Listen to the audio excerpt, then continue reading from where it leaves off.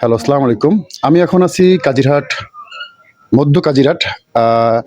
এখন যেখানে আছি এখানে একটা মেয়ে আদিতবাড়ি থেকে চলে আসছে এখানকার স্থানীয় এক ছেলের কাছে। তো ওই মেয়েটার আগে এক জায়গায় বিয়ে হয়ে গেছিল, ওর একটা বাচ্চা আছে। তো সর্বসাকুল্যে এখানে চেয়ারম্যান মহোদয় সহ এলাকার গণ্যমান্য ব্যক্তির উপস্থিতিতে এটা সুষ্ঠুভাবে সমাধান আমরা করে ফেলেছি।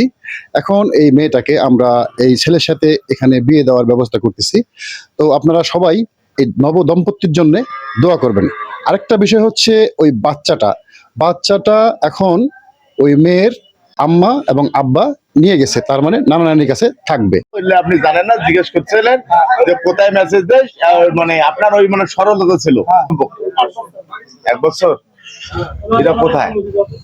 হচ্ছে আমি নবীনগরে থাকি আর হচ্ছে ফেনীতে। নবীনগর আর ফেনী এটা অনেক ডিস্টেন্স। নবীনগর না, ঢাকা নবীনগর না, আবার নবীনগর। আর পূর্বে এই যে ঘটনাটা এখানে ঘটছে,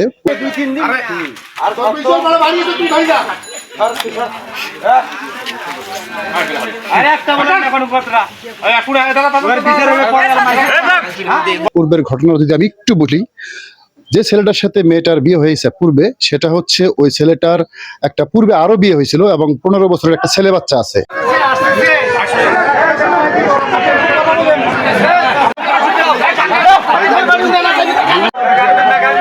সার্বিক দিক বিবেচনা করে একটি জায়গায় ভুল খুঁজে পেয়েছি, সেটা হচ্ছে মেয়েটার বাবা মার ভুল। মানে ওনারা দায় সারা কাজ করছে। মেয়ে ঘরে আছে, কোনো রকম বিয়ে দিয়ে দিছে।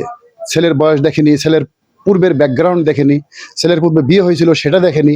এটা থেকে যেন আমরা সবাই ভালো থাকতে পারি।